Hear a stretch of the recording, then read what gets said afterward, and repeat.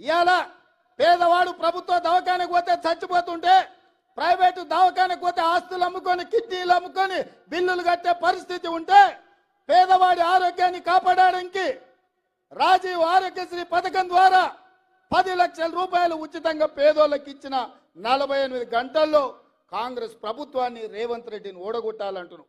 పేదోళ్ళని బతికించడానికి రాజీవ్ ఆరోగ్యశ్రీ తీసుకొచ్చినందుకు కాంగ్రెస్ పార్టీని ఓడగొట్టాలని నేను అడుగుతున్నా.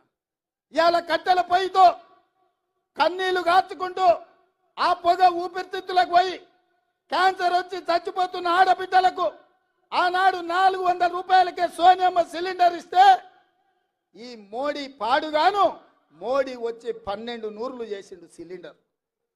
1200 సిలిండర్తో కొనలేక మళ్ళా అటుకెక్కిచ్చిన గ్యాస్ పొయ్యి సిలిండర్ను కిందికి దించి ఆడబిడ్డలకు 500 రూపాయలకే సిలిండర్ ఇచ్చిన